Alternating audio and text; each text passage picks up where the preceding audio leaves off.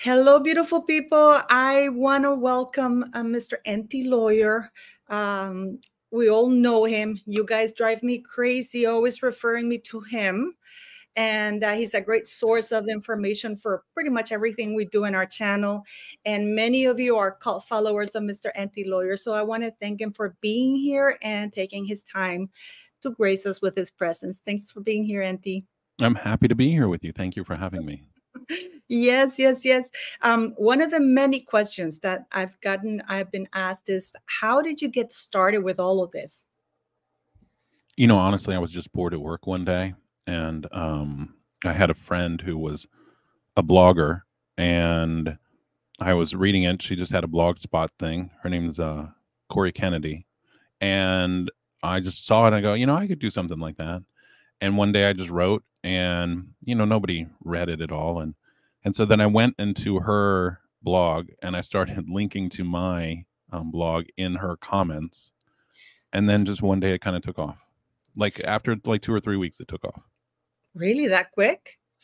Yeah, I was fortunate. I had a story that I shared, and it just kind of, I guess, went viral at that time back in 2006, November 2006 to be exact. So almost 17 years. Wow.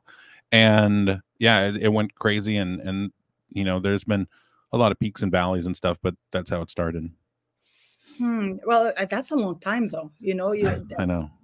No, I mean, because it takes a while to create a platform. God knows, I know that. But so have you ever? Because many of the questions I have, especially, you have no idea. One of the questions that they've asked me is like, have you ever gotten any pushback from any of the blind items that you post, or any, like, for example, legal threats or anything like that, given the kind of, maybe not from 2006 you said till 2011, but in the late, nowadays everybody's offended by the slightest things.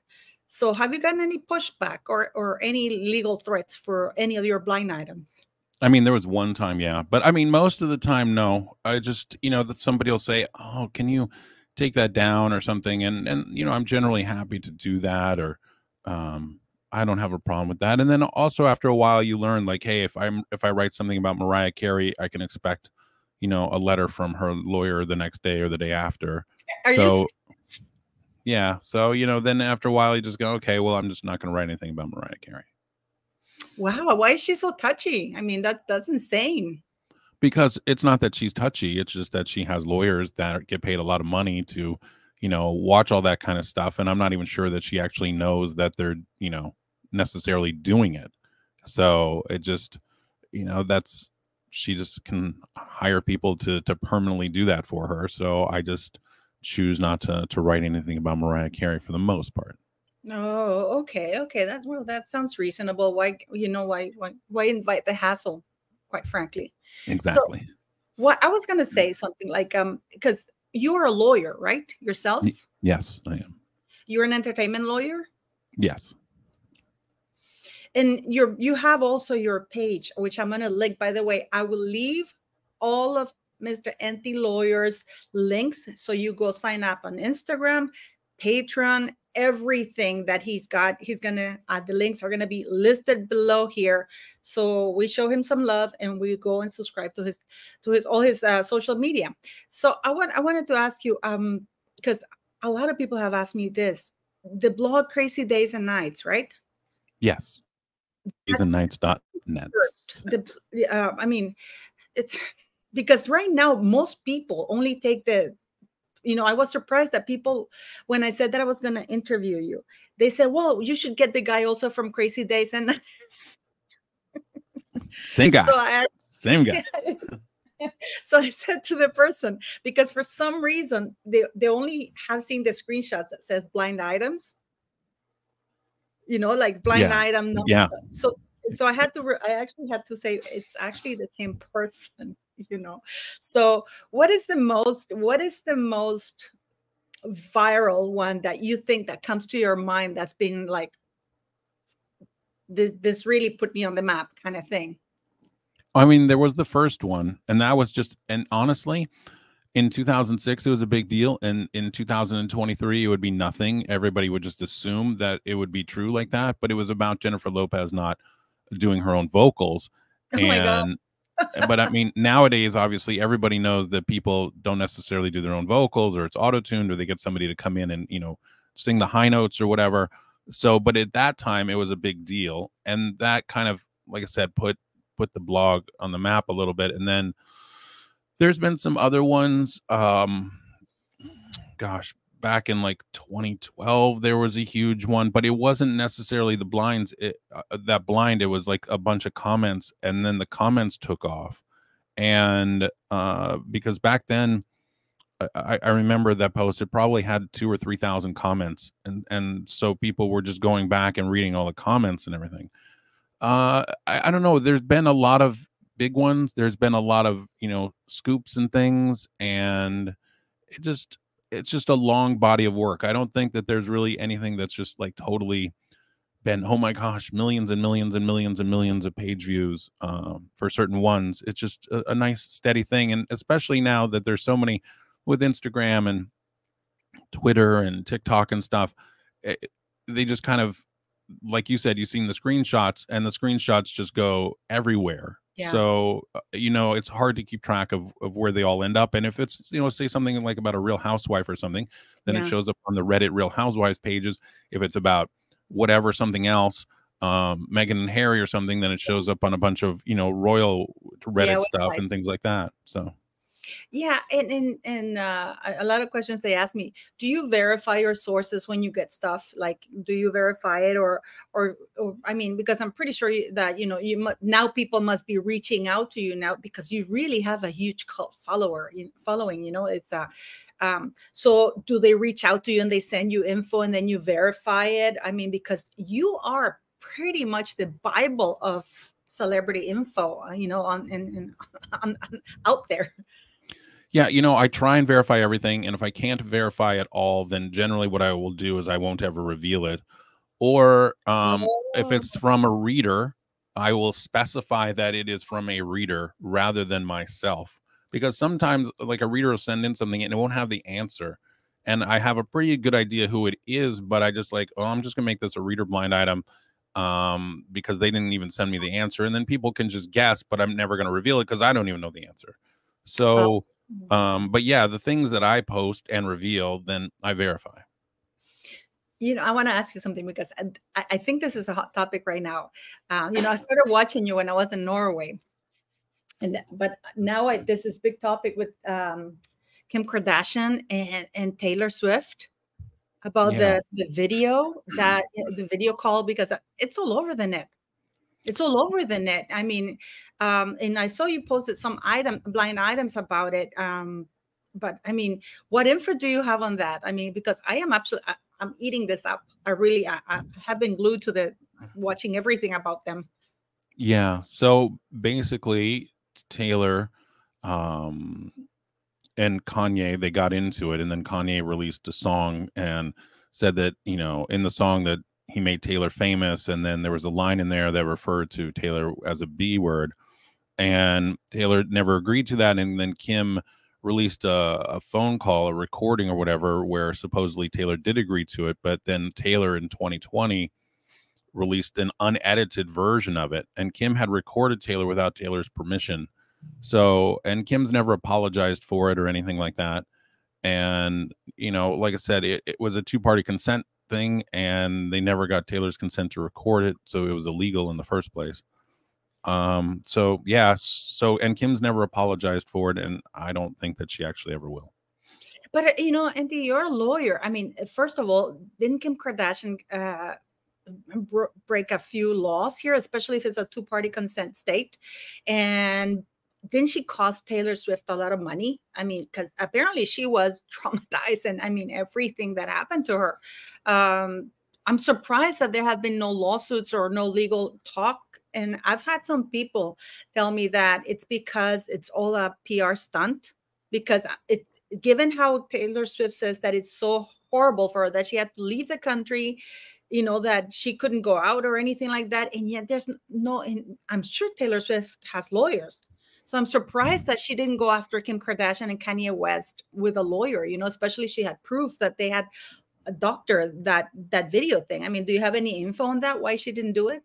I mean, Taylor's got an army of lawyers, Yeah. and Taylor is very litigious. Yeah. But I think at this point that it was just like, when you file a lawsuit, then there's depositions and things like that. And maybe sometimes you don't want everything out there, and you don't want to sit for a deposition and have it be videotaped and then have the recording go viral or whatever. So sometimes you just go, okay, no. So Taylor has a good story. She says, okay, I went and locked myself away. I didn't want to leave the house. I went out of the country for a year. But when she emerged, she had the album Reputation. So I mean, that was a huge monster hit for her. And I just think that at that point in time, she didn't want to sue. And now the statute of limitations are such that she can't. So, Oh, yeah, I forgot about that. so I think that she just would like it to all be in the rear view mirror. Wow. I'm very surprised because, it doesn't match with her personality. Because as you said, she's very litigious, especially something she took a huge hit at the time, because at the time, Kim Kardashian was very, very popular and Kanye too. So I was very surprised that, she just took it all laying down and she just want to let go of everything, given that, she writes songs about everything. And she's very litigious, but, I guess you're right. Maybe she just wants it over now, but that's kind of an odd thing, because a lot of people have asked me, sent me questions asking about that. If you knew anything, if there's a lawsuit coming from any rumblings of any lawsuit from Taylor Swift to Kim Kardashian and stuff like that, but I guess not. And No. and I wanted to ask you something. How did you get involved in the royal family? I've always been really interested in the royal family. The problem from a gossip point of view is that, as you said earlier, you want to verify things. And, when it was just, let's say, Harry and William and Kate, you really didn't get anything unless like Harry came over to the US and would party in Vegas or something like that. Or, spend time with the celebrity or Prince William with, wanting to be with Britney Spears maybe or something.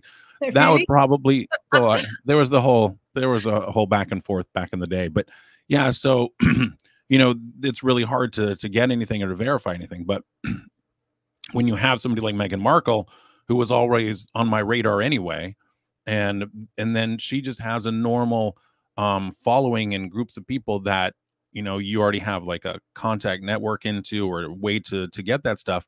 So then all of a sudden it allowed me to hear about the royal family and stuff like that I would never ever otherwise had access to. So if Harry was with Chelsea or somebody like that, I would have never had the access. But because he chose Meghan, there was a lot of ways to get into Meghan's world.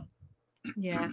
Shallon Lester said Shallon Lester said that. I don't know if you know who she is, but Shallon Lester, she's a YouTuber, and she used to be the editor of Star Magazine, and she said that Meghan Markle was one of her sources, and that up until and people would ask her whether the stories that they were printed out before Meghan Markle, right? That the stories that they printed out, the Star Magazine printed out, whether they were true or not, she would say, well, not really, because they were pretty a very tight ship. But as soon as Meghan Markle came in, it was leaky ship everywhere because she was leaking stories, and it was yeah, I mean, it's been a nightmare, really. So basically you've had access. Did you know, this is a question that they asked me. Did you know Meghan Markle? Have you ever met her? No, I don't think I've ever met her. I mean, I probably have been at some of the same parties maybe back in the day, but she was always in Toronto, at least for Suits and stuff like that.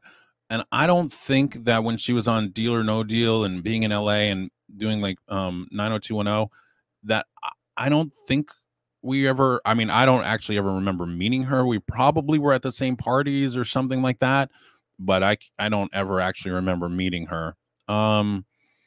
But yeah, because when she was in Canada and also, hanging out with Jessica Mulroney and stuff, that's also somebody else who works for, was working for entertainment stuff.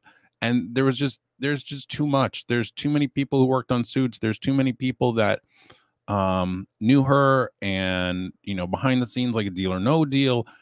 It just, now she has over the last couple of years really kind of tried to shut down a bunch of ways to get a hold of her or find out stuff about her, and has really, battened down the hatches or whatever and made access to her much smaller. However, she still hasn't made it 100% leak proof, because she likes to get paparazzi photos, and so those paparazzi know her schedule and know what she's doing and where she's going to be, and because she's calling them, and there's just other things, and then she's working with a talent agency, and the talent agency leaks. So there's ways. She has done better than she used to do, but there's still ways to get inside. But I mean, those parking lot shots are awful, Enty. I mean, oh, that's one question people are asking me. How come WME hasn't dropped her? Because they're being markled. They haven't been able to get her any work. I don't know if you've seen the commercial, the hockey commercial, that she was there for less than a second. Have you seen that commercial, the Vancouver one, where she's they're featured her for less than a second, doing like, what? Yeah, but here's what Meghan's trying to do, is that I think at one point she had visions of, some kind of huge thing. Let's redo the TIG and let's, make $40-50 million, have some kind of product like Skims, going back to Kim Kardashian, or some kind of website that was comparable or better than Goop. And so what she's doing now is she's a movie producer. She got Netflix to pay a whole bunch of money to buy the rights for a book, and she's going to turn it into a movie. And I think that her goal at this point is probably to be some huge producer, maybe, something like Oprah or something like that. But I think her ultimate goal is to go get an Academy Award for Best Picture as a producer, and to go up there and say, look, I did it, and this kind of thing. That's the only thing that she has left. I'm not sure that it's going to be successful at all. I think that the project she chose, and I can't remember the name of the book off the top of my head. I think that House by the Lake or something like that. Thank you. Yes. And something like that. Yeah, I don't think that it's going to be successful. I don't think that she chose that well. And going back, she had been pitching stuff that was just really lazy. Like it was going to be Emily in Paris, but from a male perspective. And Netflix was like, well, wait a second. There's already an Emily in Paris, and that person who's doing Emily in Paris, they're going to pitch something maybe that's a male version of that. So it was just really kind of not much thought into it at all. And I think that it's just kind of a shortcut way to try and become some hit producer, rather than putting in the legwork and the time. Just saying, basically, I have this. It's the equivalent of some guy who comes to LA, who's got a lot of money in his pocket, and says, I want to be a movie producer, and just throws money to buy some project, and fronts it, and just, hey, I'm going to make a movie, just to say that you made a movie. And the problem with Meghan is that she convinced Netflix to pay for the rights, so she didn't even have to put that out of pocket. But I don't think that the movie will make enough where she will even get the rights money back. I don't think it's going to be a big hit. I think that she chose poorly for what, her first project. And then Harry's not involved. It feels like Harry just wants to be back in the UK. He doesn't want to work. One of my good friends, Bill Simmons, obviously. Oh, yeah. I would love to have him on the show. Ask him. Bill's not allowed to do anything other than with The Ringer. He can't go on any others. He's got an exclusive, so he's not allowed. But Bill has made it very clear to me, and also publicly, that he tried to pitch Harry a bunch of things, and Harry wasn't interested at all. Just didn't care. I think Harry just wants to sit around the house and do nothing. But it's both work ethics, Harry and Meghan, because Meghan, according to what we've seen in the tax thing for Archwell, they work combined 1 hour a week. So it's like they're both, I don't know if Meghan got used to having Buckingham Palace do all the work, because they literally just used to show up. Because I don't think Meghan Markle has a great work ethic. I mean, she has a lot of ambition, and she tried to get to the position she was in. But this is just my opinion. But for example, in Suits, because she had a supporting role, which was dispensable, she had to kiss their butts. and she had to play nice kind of thing, you know, because she wasn't the main actress or anything like that. I mean, there's even a Katie Hind, the lady, she's a newspaper reporter from Daily Mail. She gave an interview saying that in 2013, Meghan Markle came over to the United Kingdom. Nobody wanted to interview her because nobody knew who she was. Right. But she did go and interviewed her. And Meghan Markle was saying how she was looking for a British man while she was still married to Trevor Engelson. Yeah, she wanted Ashley Cole. And yes, and how she was looking for work in the UK. And I'm very surprised about that, Enty, because supposedly in 2013, Suits was at the height. Yeah. I think that, you know, when you're an actress, you know, you have to learn your roles and you just have to go, right? And everything, when you're on a set, whether it's television or especially television, where it's a show that's kind of established, you really don't have to do anything. You have, you know, production assistants getting you everything. All you have to do is just show up. They bring a car for you a lot of times, especially if it's out of the country. In LA, you basically have to drive if you're but you just go, you know, and you're treated like royalty or whatever while you're there. You just say your lines and then you go home. And I think that you are right in the sense that she was used to having everybody do stuff for you. Think about how much effort you put into each one of your podcasts or videos or streams. And then, you know, I do the same thing. I do one almost every single day. I do it completely on my own. You know, she had the whole world of Spotify behind her where they would, you know, could write episodes and find the guests and everything like that. And all she would have to do is show up and read some lines. And she couldn't even do that very often. I mean, think about how few episodes they actually did on Spotify. So this, and she had like 28, what's it called? Producers for this thing. I mean, think about that. Think about if you had 28 people putting your shows together for you. How many money, you could because do. they gave her money, right? Sorry, Yes. they gave her money. She was funded. Millions of dollars. They actually gave her millions of dollars. I mean, if the amount of money that they spent easily, because just think about 28 producers. How much does that cost?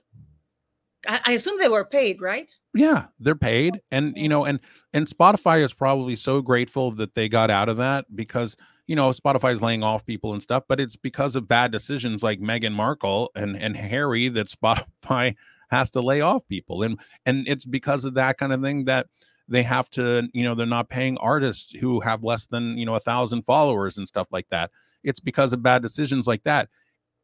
Harry and Meghan could have, you know, I've said this a million times that if Harry had done a podcast about Invictus, like if he had like you know, people who were they didn't even have to be Invictus, but just, you know, former veterans and stuff from wherever, and told their stories and stuff, that it would have been very interesting and I think very fascinating. The fact that he wasn't even willing to do that, something that he probably knows a great deal about, all he had to do was get a couple of veterans, get on, you know, a podcast and talk to them for 45 minutes or an hour just about their experiences. The fact that he wasn't even willing to do that, to spend 45 minutes or an hour a week, just shows to me that he has no desire to do anything other than, you know, stay at home and do nothing.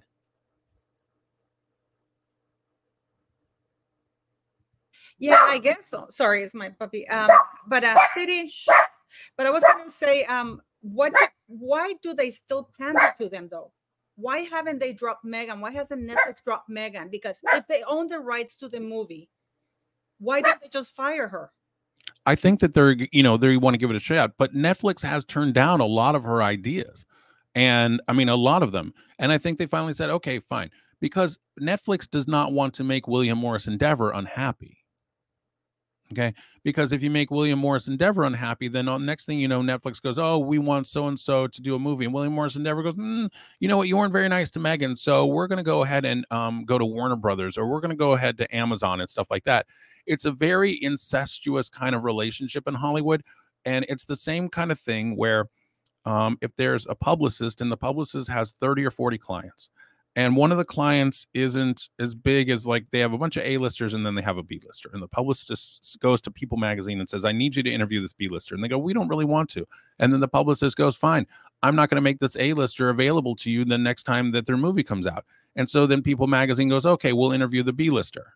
You see, it's all just kind of like that. And it's also why you never see tabloids anymore. It used to be that they would publish news and they would publish something that was controversial, but they don't do that anymore because they want access. They want to be able to go backstage to a Taylor Swift concert. They want to be able to interview Rihanna. They want to do this kind of stuff.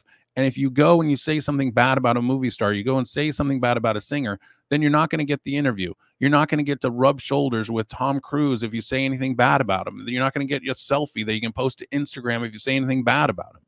So it's just, it's very, very, you know, just like I said, incestuous. I think, though, that if this project doesn't work well, then Netflix will say goodbye to her. But there will be somebody else out there. Look at her and how she's trying to, you know, fuel this relationship with Amazon and Jeff Bezos and stuff like that. Then she'll go over to Amazon and she'll try and do something with Amazon Studios. And if that fails, then she'll go and do something with Warner Brothers and Zaslav.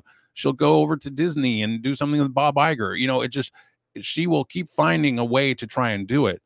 Eventually she'll run out. But it's not going to happen for a while. But I want to ask you that because by now, surely people in the United States have caught on to her.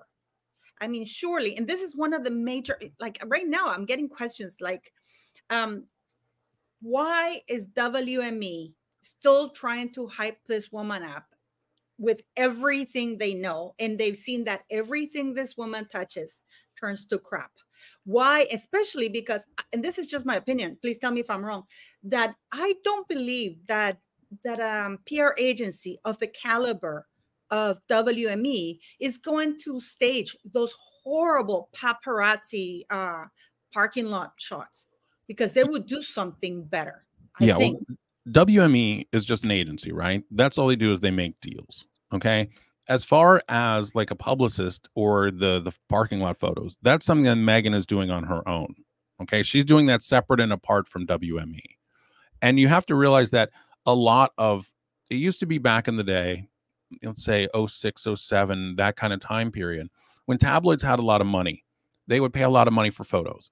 And when you're paying a lot of money for photos, then you have more paparazzi. And when you have more paparazzi, then they're everywhere and they're following people. Okay. Well, those times are gone.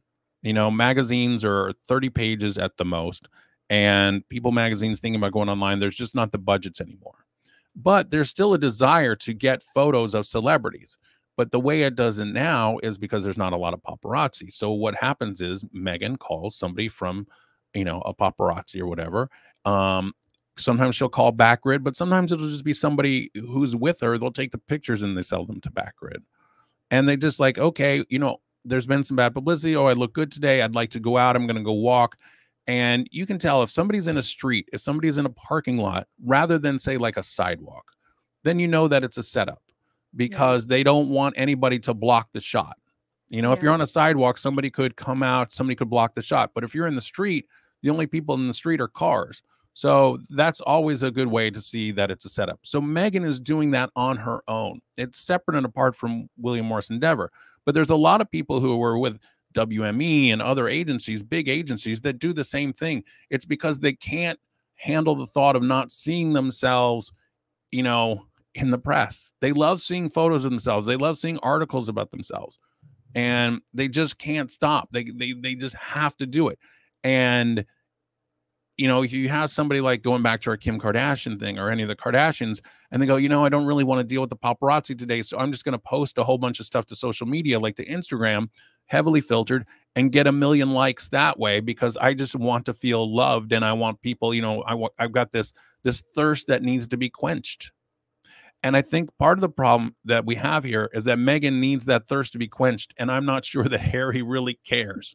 And that little ginger mental patient she's got in, you know, Montecito. You know, when he goes to, you know, like the Beyonce concert or whatever, he looks miserable. When he goes to the Katy Perry concert, he looks miserable. The only time Harry is ever happy is when he's hanging out with Nacho and they're going to polo matches.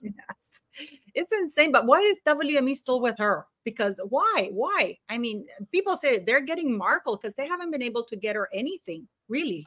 No, they haven't really got her anything. However, you know, it's still fairly new. And the thing is, I would say that I would give it probably through the middle of 2024. And if they haven't got anything accomplished, then I think that perhaps they will part ways.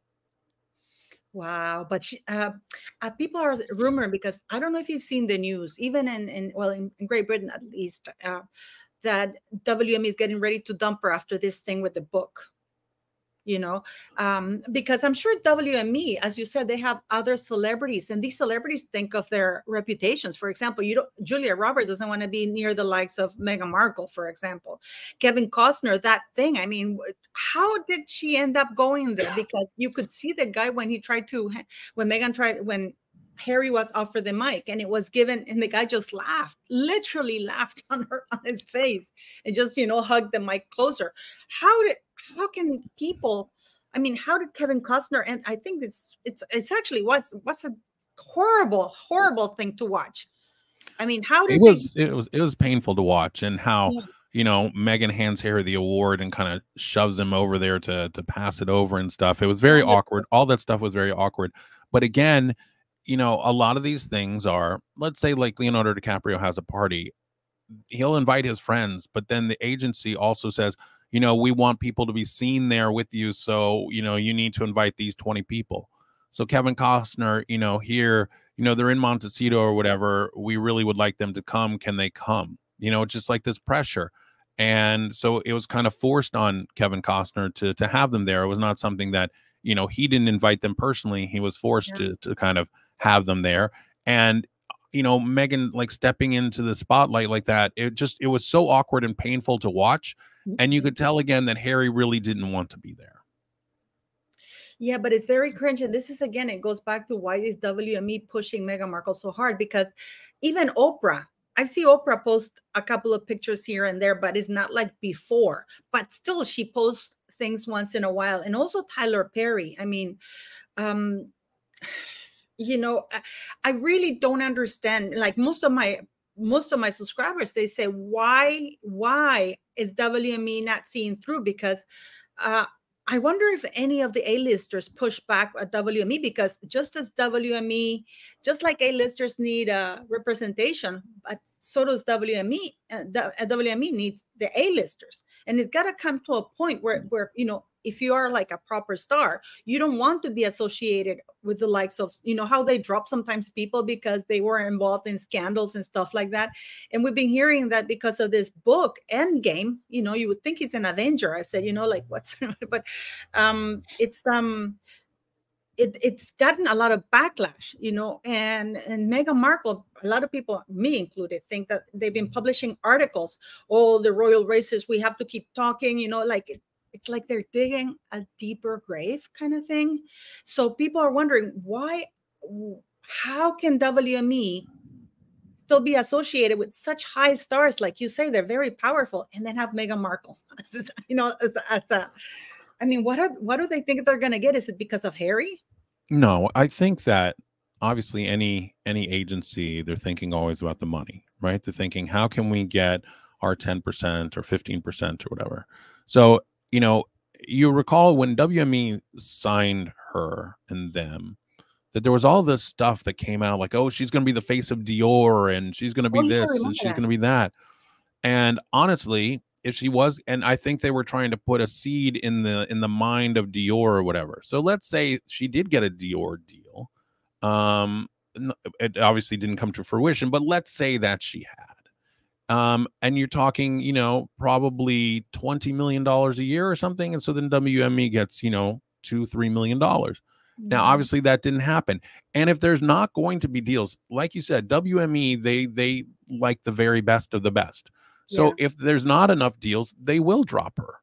But it won't be like this. It won't be something where WME lets Meghan Markle go. It's not going to be like that. You will see a story that says something like, Meghan, wanted to go in a different direction, and It won't be like WME dumps Meghan Markle. It's not going to be like that. It would be a very much, it would be a very much like a, she just wanted to go do something different. She, had different visions or whatever, and they still have a bunch of respect for each other, blah, blah, blah. It'll be something like that. And I would give it, like I said, until the middle of 2024, because it hasn't even been a year yet. We're going to see what happens with this book turned movie. I agree that Meghan hasn't done anything or, made any kind of deals. It feels like, oh, something's going to happen. Nothing ever happens. And it just, she just tries to stay in the headlines however she can. And because nothing is happening, because there's no deals to announce, it's just, okay, do something. And it just feels like they absolutely do nothing. I agree that if nothing is done, WME will drop her because it costs a lot of money to have somebody and to have a team and have agents working for her, when they could be working for somebody else that's generating money for the company. Exactly. That's the thing that I was going to ask you, because in terms of PR, we're looking almost at another 6 months. That can cause a lot of damage to WME, to a certain extent, reputational damage, because Meghan Markle's got a high profile because of who she married, and because this family is incredibly, well, is the most important royal family in the world, So because of that, her profile is high. So, I mean, 6 months in PR world, it's a long time to allow all this, because this woman to me is insane. The things that she does are so D-list, so below average. I mean, I am pretty sure that Bill Simmons coming out and calling them fucking lazy grifters did not help. And I mean, Bill Simmons is Bill Simmons. Yeah, I mean, and Bill's always going to speak his mind, and I think that he said it best, and that what they want is that they want the money, and they want the fame, they want the attention, they want the adulation, but they're not really willing to do any work for it. It's like, oh, well, like Meghan Markle, I married Prince Harry. And so, and don't forget, like, the things that they were originally going to do. They said, oh, we're going to go to Africa and we're going to do some charity stuff and we're going to make a difference in people's lives. And then the next thing okay, we're in Canada and we're on we're on Vancouver Island. And look, I've always said, if they stayed on Vancouver Island, right? Let's say they just stayed there and lived their lives out on Vancouver Island without doing anything, without trying to get attention or anything like that. I would have said fine. But that wasn't what they wanted. I think that Meghan told Harry, let's go to Canada or whatever, but she had a plan the whole time. I need to get him away from England. I need to get him away from any kind of people that can influence him or talk him out of this decision. So let's go to Canada, which is a Commonwealth country. Let's just go there. We'll go to Vancouver Island. I know this oligarch, and we will, be there. And then she works on him and says, you know what? We really can't do anything. We can't achieve our goals if we're here. So let's go to LA. But Harry doesn't want to work. Harry doesn't want to do anything. If you think about, he served in the military with distinction. That's great. But since he got out, he has done literally nothing, nothing. And he doesn't show any desire to. I feel like he just wants to sit at home all day, smoke pot, maybe do some mushrooms, and just live his life. And Meghan's like, no, we need to do this, we need to do that. And she's always in LA. And Montecito to LA is a pain in the butt drive. Yeah. And she's always there, which is why she's got a place there. And this is also why I don't think this marriage is going to last. That's what I was going to ask you, because Harry, they don't even look at each other anymore, do they? I mean, they literally avoid each other's gaze. Remember how Meghan Markle, I don't know if you know this, but in the YouTube world, they call it the claw. I mean, the way she used to hang on to this man, but now they don't even look at each other. It's like, it is really pretty bad, the body language. Yeah, I think, and this is just me, I think that if Meghan got some kind of deal, right? And where let's say she had got the Dior deal for $10 or $15 million, I think Harry would have been gone the next day. She needs him to get that deal, to get the money. And then I think that she thinks that she's famous enough, because I don't think they get along.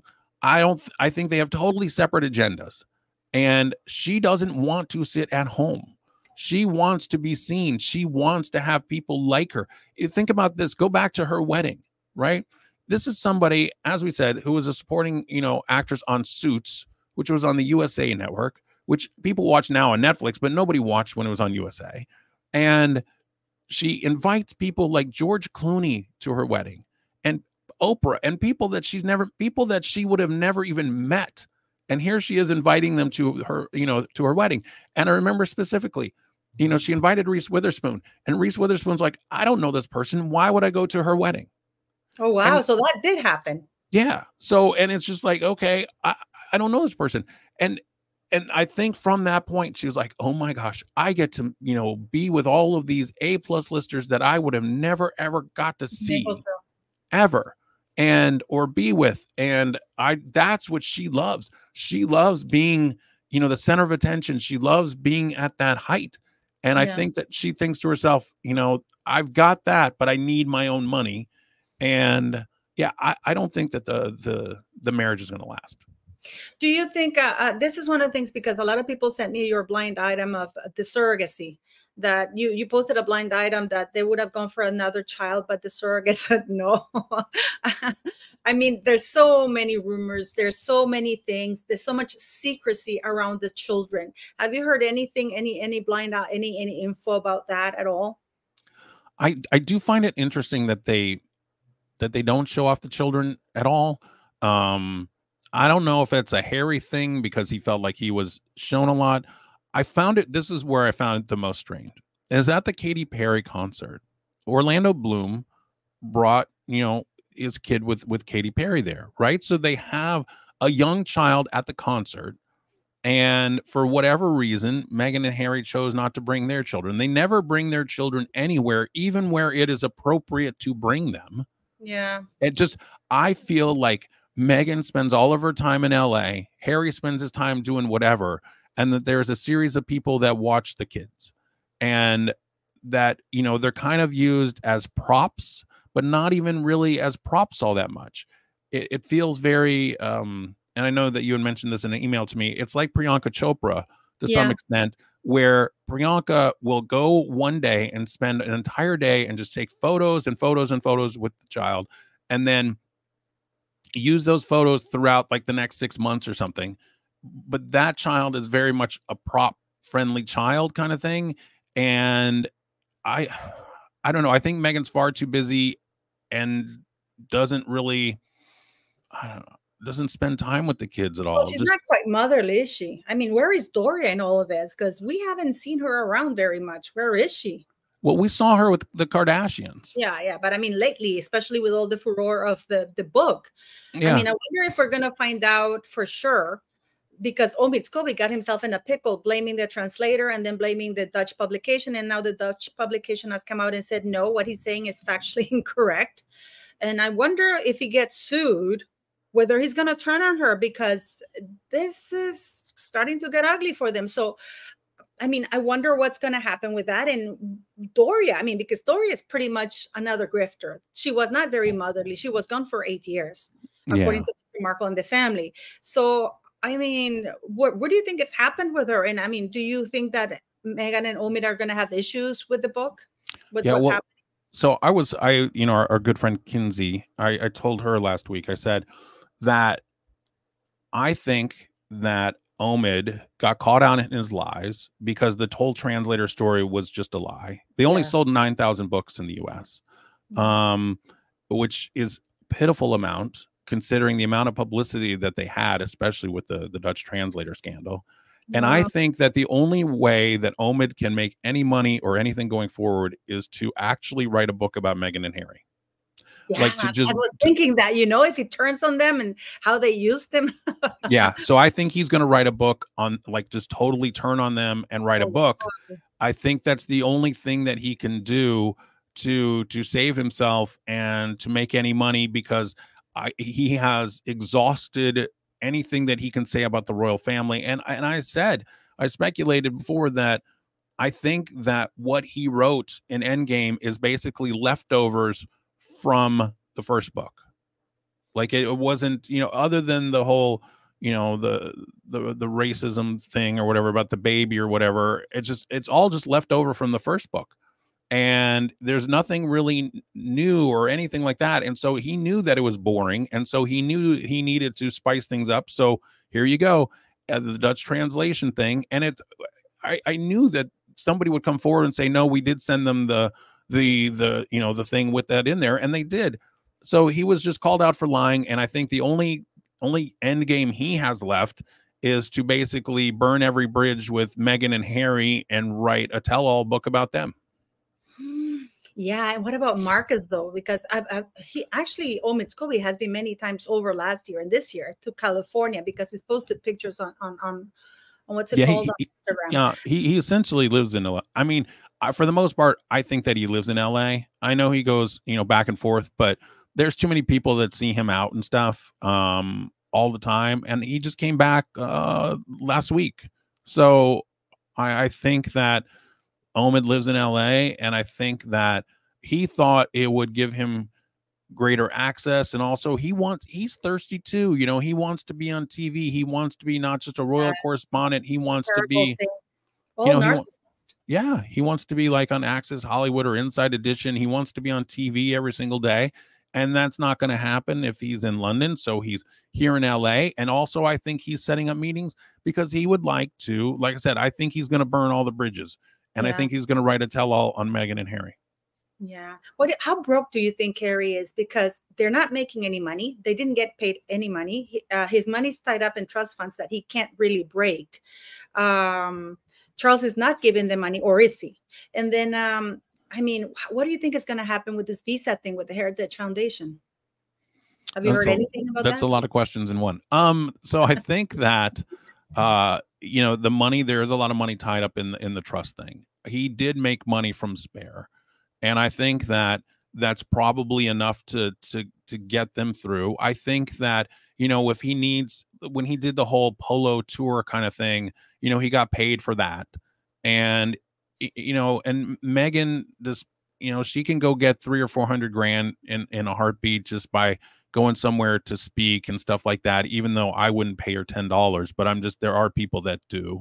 And I think that they have enough because you got to remember, when they fly private jets, they're not paying for the private jets. They get somebody else to pay for it. Right. So honestly, they have their security stuff. And I've said this before, there's some security that they're paying for, but honestly, the United States is paying for it because this is why. And I've said this. When somebody comes over from a foreign country, let's say it's the prime minister of some tiny Caribbean country, and they come to the US. Yeah. And the US Secret Service protects them when they come. And the reason they come and they protect them is because the United States doesn't want to be embarrassed if somebody comes and kills the person. Prince Harry being in the United States, yes, they have their own security, like bodyguards and stuff that they pay for. But at the same time, the United States is not going to let anything happen to Prince Harry. Can you imagine the embarrassment if he got assassinated or something like that? And, and the United States go, well, we didn't think this is a guy who is still whatever line of succession to the throne. So we're not going to do that. And so he's got security and stuff. So a lot of these things where it looks like they're paying for a ton of stuff, they're really not paying for, their monthly thing is not a lot. Now, I do find it interesting that they want to move from Montecito to Malibu and downsize because the Montecito one is costing them too much. And the expenses that they do have are going from Montecito to LA and keeping 2 places. In some cases, 3 places. And that's the thing that's killing them. So I think that they want to move down. They're going to move into a place that costs half as much as the Montecito one and downsize. What do you think is going to happen, just to wind down, what do you think is going to happen with the royal family right now, with the relationship, with everything that's going on, and Harry now claiming that the UK is his home? I thought that was so telling when he considered the UK his home. Because that to me says, okay, I'm tired of being here, Meghan. I want to be in England. I think that Harry is incredibly homesick. And also think about this. He's been isolated. Who is Harry's friend? Who does Harry hang out with? Harry hangs out with nobody. And everybody that Harry, think about all these times that he's gone out with Meghan, it's always Meghan's friends, and I'm putting that in quotes.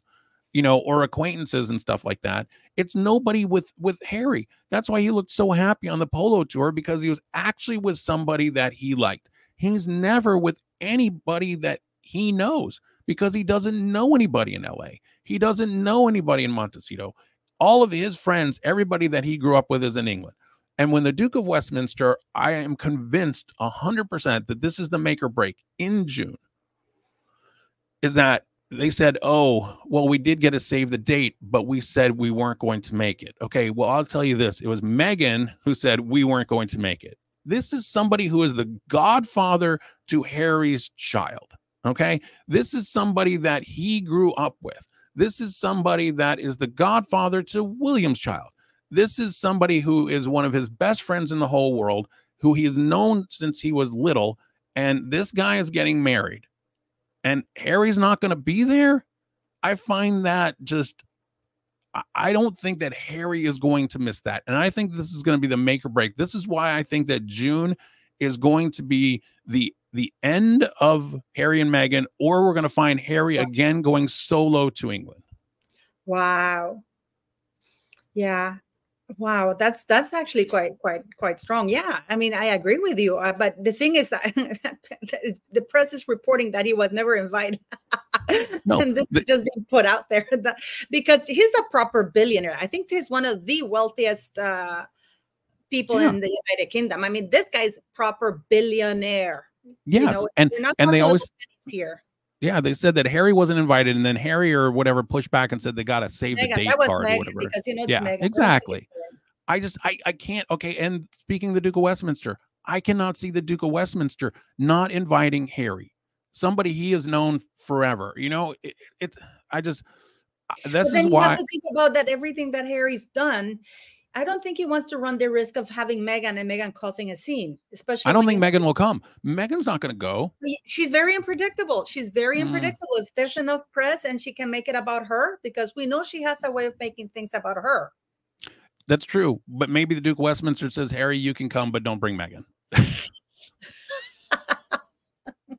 No Meghan's allowed. Oh, my goodness. No Meghan's allowed. That state of affair, isn't it, Enty? Yes. It's actually quite horrible, you know, and we have Doria, who's another grifter.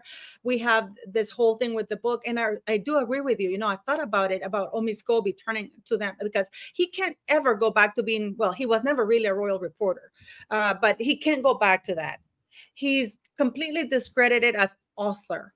I mean, I think that the Dutch publication is getting ready to sue him, because the way that the legal talk, you can see how they're framing certain things. Yeah. When the translator lady said, you know, I can't say anymore for legal reasons, that's not a good sign. No, and you know, he basically he tried to blame the Dutch. And here's the thing. A couple of things with this book. First of all, the guy, the Dutch journalist who broke the story, because he was reviewing a copy of the book. You can tell, first of all, that he didn't read the whole book. He only read a portion of the book, because he finds out, okay, there's Charles or whatever. King Charles is one of the people, but then he didn't find out that it was Kate Middleton, because he didn't read the whole book, because it was 3/4 of the way through where it's Kate. And so that was like number one. Okay, book reviewers, if you're going to review the book, read the whole thing. Number two is that the translator would have to go into the book and actually change like paragraphs. It's not like you could just add a sentence and go, King Charles, you know, question what the color of the baby was going to be. And then, okay, well, I'm going to move 250 pages and I'm going to write Kate Middleton, you know, question what color the, and just like, that's impossible. That has never happened. That would not happen. No chance. So of course, let's invite that lawsuit to my doorstep, you know? So Oman knew this, and he said, oh, you know, I never wrote any kind of draft, okay, that had that in there. That is a total lie right there, because what you're going to do is you're going to write your entire story, and what's going to happen, this is similar to like Britney Spears. She wrote a book, and it took forever for it to come out because they had to go doing fact checking and stuff like that, and they took a bunch of stuff out. So Oman wrote the thing with the claims. But then what happened was the legal department or whatever for the publisher said, no, you got to take this out and you got to take that out. You can't have that in there because we don't want to get sued. And so there was a draft, obviously, that had that in there. And the agent for Oman admits that they sent that draft over to the Dutch translator or whatever. So there was this draft. So he's already been caught in like a bunch of lies about that. Yeah. And then, so yeah, if I'm the Dutch translator and you have accused me of putting this in there when you know it's not even possible, then of course I'm going to sue you. This is gonna get juicy. This is gonna get juicy. Well, I hope you come back some other time, because I know that after airing this, I know that I will have loads more requests about you. And I am so honored that you came into the channel. Please come back some other time. We would love to have you back here, but please go and sign up to all the links of Mr. Enty Lawyer. You've given us 1 hour of your time. Thank you so very much, Enty. And if please let us know, is there anything you'd like to advertise here about what's coming up in your channel and stuff? No, I mean, I'm at patreon.com/Enty Lawyer, and I try and have something every single day. I try and do like 7 or 8 episodes every single week, and come on by there. And it's always a lot of fun. And thanks for having me. No, I love you. We love you. You have no idea. I'm one of your biggest fans. Well, I know you get a lot of people saying that, and it's so cheesy, but it's true. Well, I appreciate it very much, Paula. Thank you very much, Enty. And hopefully we can do one with Kinsey and you yourself, so that would be a lot of fun, I think. But that would be great. Yes, thanks so very much for coming here. And once again, thanks for your time, Kinsey. I'm Kinsey, sorry, Enty. I'm talking to Kinsey all the time, you know that. Sorry about that. Thanks very much for coming here, Enty, and have a great day. Thank you. Bye-bye.